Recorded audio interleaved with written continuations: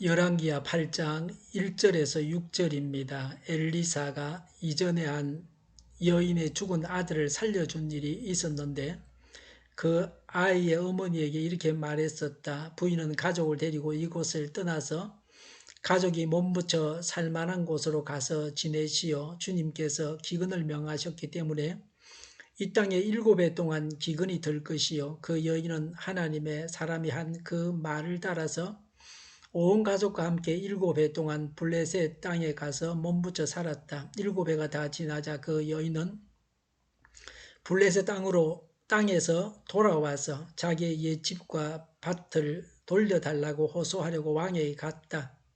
마침 그때의 왕은 하나님의 사람의 시종인 게하시와 이야기를 나누고 있었다. 왕이 게하시에게 엘리사가 한 큰 일들을 말해달라고 하였다.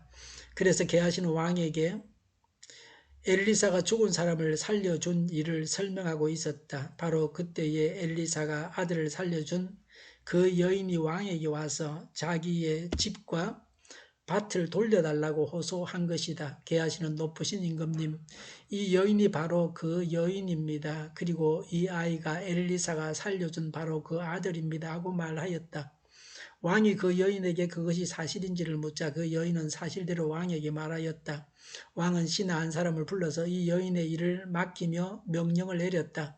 이 여인의 재산을 모두 돌려주고 이 여인이 땅을 떠난 그 날로부터 지금까지 그 밭에서 난 소출을 모두 돌려주어라. 아멘.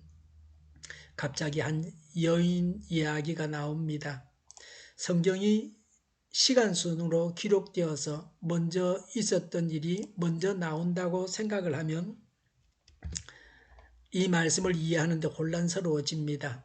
엘리사가 한 여인의 죽은 아들을 살려준 적이 있었습니다.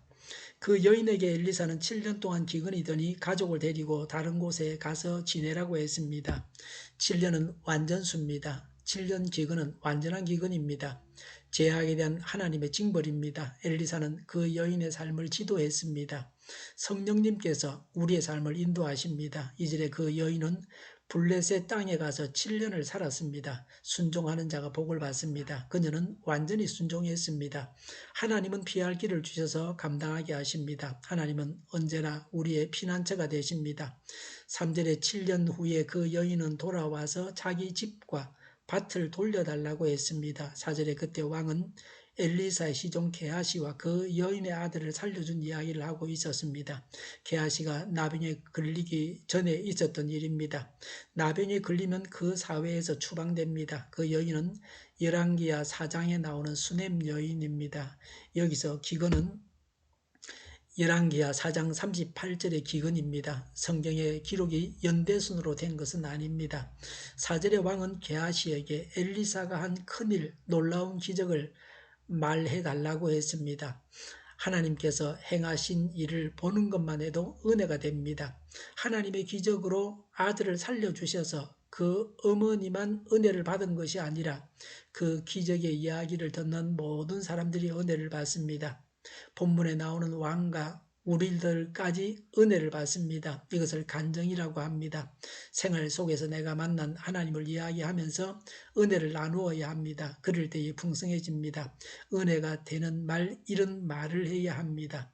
모든 말이 다 유익한 것은 아닙니다. 유익한 말을 하고 은혜를 끼치고 그래서 모두가 풍성해지게 하는 말을 해야 합니다. 수요일 밤마다 모여서 하는 구역 예배가 이런 모임입니다. 각자가 한 주간 동안 받은 은혜를 서로 말하여 나눔으로 모든 사람들이 다 은혜를 받는 것입니다. 5절에 계하시는 왕에게 엘리사가 죽은 사람을 살린 이야기를 하고 있었습니다.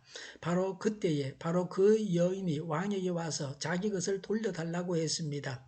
하나님은 그 여인의 정을 들어주시기 위해서 적절한 시간에 왕을 만나게 인도하셨습니다. 이렇게 시간을 맞추어 주신 것이 하나님의 배려입니다. 시간이 맞지 않으면 일이 안 됩니다. 꼭 만나야 할 사람을 만나게 해주시고 제때에 만나게 하십니다. 모든 것이 때가 있습니다. 제때에 이루어지게 하십니다. 5절에 계하시는 왕에게 이 여인이 바로 그 여인입니다라고 했습니다.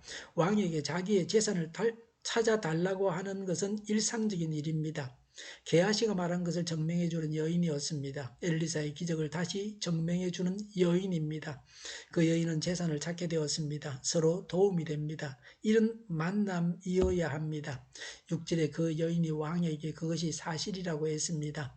왕은 그 여인의 재산을 모두 돌려주고 그동안 그 땅의 모든 소출, 그 땅에서 난 것은 물론이고 그 외의 모든 이익을 돌려주라고 신하에게 명했습니다. 그 여인은 다시 자기 땅에서 살 수 있었습니다. 엘리사의 영향력이 얼마나 컸던가 하는 것을 알 수 있습니다. 엘리사의 시종 게하시의 말 한마디에 그 여인은 모든 것을 되찾았습니다. 수넴 여인은 엘리사를 잘 섬겼습니다. 하나님은 충성 봉사한 자에게 보상하십니다. 엄청난 상을 주십니다. 수넴 여인이 받았던 복은 아들을 얻었습니다. 두 번째는 그 아들이 죽자 살림을 받았습니다.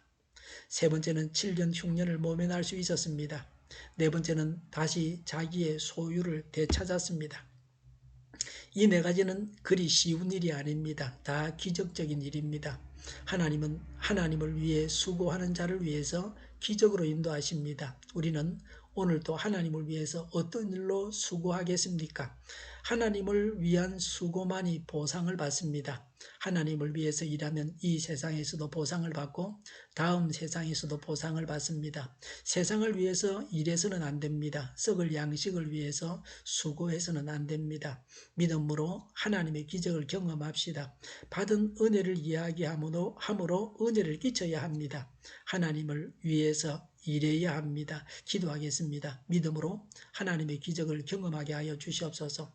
받은 은혜를 이야기함으로 은혜를 끼치게 하옵소서. 하나님을 위해서 일하게 하옵소서. 오늘보다는 내일이 더 낫게 하여 주시옵소서.